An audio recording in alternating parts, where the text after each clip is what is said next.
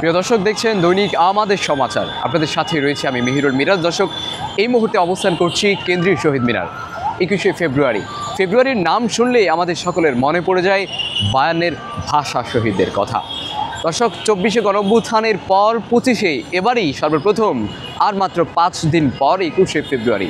আর 21শে ফেব্রুয়ারিকে কেন্দ্র করে নতুনভাবে সাজাতে যাচ্ছে কেন্দ্রীয় শহীদ মিনার।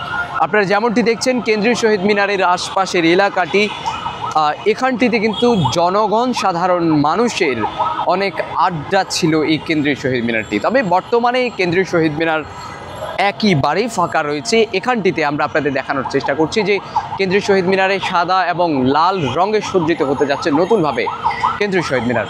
এবং এই কেন্দ্রীয় শহীদ মিনারের নিরাপত্তার স্বার্থে এখানটিতে কিন্তু আইন শৃঙ্খলা বাহিনী যারা রয়েছে তাদেরকে কিন্তু মোতায়েন করা হয়েছে। এবং এখানটিতে আমরা দেখছি যে স্পেশাল ফোর্স সহকারে আনসার বাহিনী তাদেরকেও রাখা হয়েছে কেন্দ্রীয় শহীদ মিনারের এই এলাকায় কিন্তু আমরা সন্ধ্যার পর থেকে কিন্তু শহীদ মিনার এলাকাতে কিন্তু অনেক মানুষের আড্ডা হয়, সেটি কিন্তু এখন দেখা যাচ্ছে না।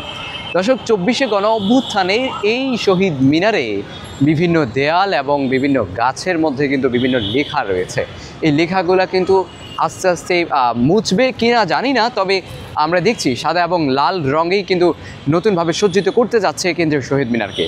এদিকে আপনারা দেখছেন যেই শহীদ মিনারের বাহিরের যেই বাউন্ডারি রয়েছে, সেই বাউন্ডারির মধ্যেই কিন্তু সাধারণ মানুষরা বসে আড্ডা দিচ্ছেন, গল্প করছেন। তবে ভিতরে প্রবেশ করার মতো কোনো রকমের সুযোগ এখানটিতে নেই। দর্শক, মুহূর্তে আমাদের সমাচার ফেসবুক লাইভ থেকে আমি আপনাদের সাথে যুক্ত ছিলাম মিহিরুল মিরাজ, কেন্দ্রীয় শহীদ মিনার, ঢাকা।